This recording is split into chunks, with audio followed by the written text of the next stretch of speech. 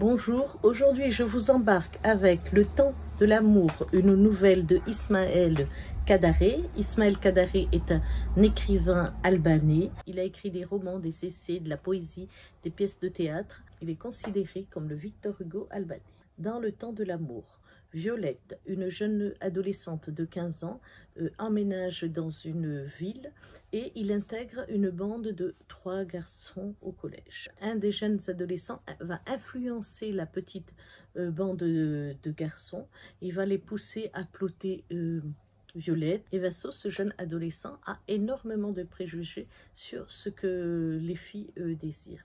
Donc les garçons, sous son influence et avec les hormones qui montent, vont passer à l'acte. Un jour, à la sortie du cinéma, en rentrant chez eux, ils doivent passer par une petite ruelle sombre. Violette pressent quelque chose, mais elle ne peut pas l'identifier. Il profite de l'obscurité pour lui passer les mains sous la jupe.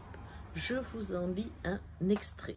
« Mais qu'est-ce qui vous prend? Vous êtes cinglé ?» répéta-t-elle en s'efforçant de nous repousser d'une main et de l'autre, de rabaisser sa jupe sous laquelle nos propres mains, dans leur quête anxieuse, s'étaient heurtées, s'égratignant davantage l'une l'autre qu'elle ne laissait d'écorcher sur sa peau à elle. Ayant vite fait de s'arracher à notre prise, elle se mit d'abord à courir pour nous échapper, mais au bout d'un instant, ralentissant l'allure, elle reprit son pas normal, comme si elle se fût persuadée qu'à présent, pour rien au monde, nous ne tenterions de la poursuivre. De fait, non seulement nous n'y songeâmes pas une seconde, mais nous reprîmes notre marche presque sans bruit, comme si nous avions souhaité ne plus nous faire entendre, alors que ses pas à elle, de plus en plus sonores, adoptaient un rythme saccadé, inconnu, étrange. Le premier tempo de la femme devait le définir maman Belgique en se remémorant quelques années plus tard.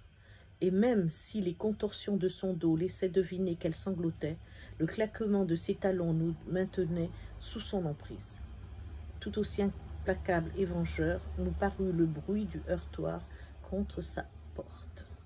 Des années plus tard, les adultes évoquent leurs méfaits, remords, regrets, qu'est devenue Violette, l'impact de leur attouchement sur elle. Voilà, je vous laisse lire la suite pour découvrir ce qu'est devenue Violette et les 3 garçons. Bonne lecture à vous et à bientôt.